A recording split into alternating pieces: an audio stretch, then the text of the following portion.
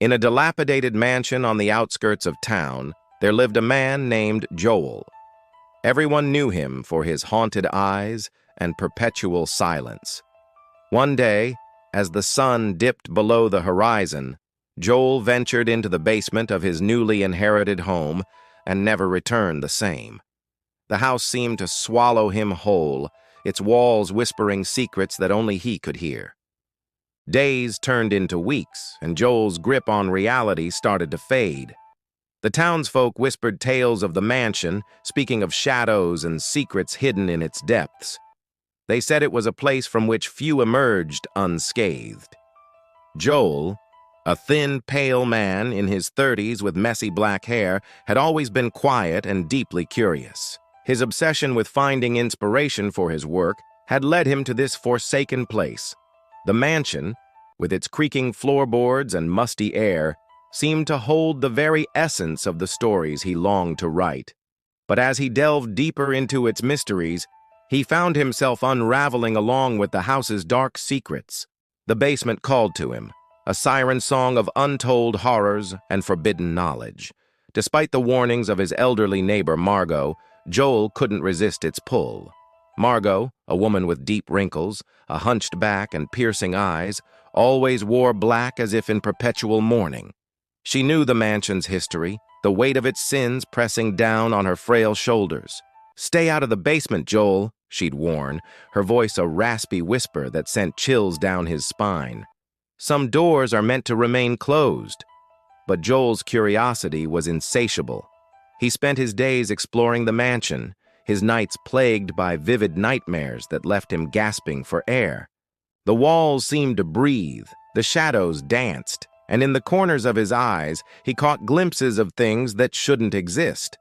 One cold, misty evening, Joel finally gathered the courage to descend into the basement. The stairs creaked under his weight, each step bringing him closer to a truth he wasn't prepared to face. As he reached the bottom, his flashlight flickered upon a sight that made his heart stop. The basement walls were covered in intricate drawings, scenes of unspeakable horrors etched into the very foundation of the house.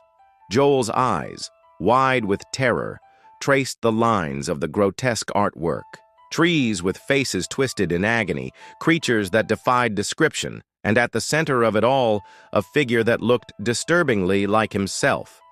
His hands shook as he reached out to touch the cold stone, feeling a pulse of energy that seemed to come from within the walls themselves. A laugh echoed through the basement, a sound so chilling it seemed to come from another world. Joel spun around, his flashlight beam dancing wildly across the room. In the far corner, he saw a figure huddled in the shadows. As he approached, his breath caught in his throat. It was himself, or rather, a version of himself, with eyes that held a darkness that seemed to swallow the light. This other Joel spoke, but his voice was different, laced with a coldness that made the air around him feel heavy. He told tales not of inspiration, but of a darkness that had embraced him, of whispers that had filled his mind with shadows. The basement, he said, was his home now, a place where he belonged with the creatures that whispered in the dark. Joel stumbled backward, his mind reeling from the impossibility of what he was seeing. He fled up the stairs, his heart pounding in his chest, but as he reached the top, he found himself back in the basement, facing his doppelganger once more. No matter how many times he tried to escape, he always ended up in the same place, trapped in an endless loop of horror.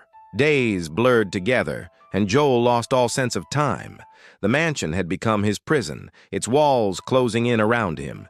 He could hear Margot's warnings echoing in his mind, but it was too late. He had opened a door that could never be closed.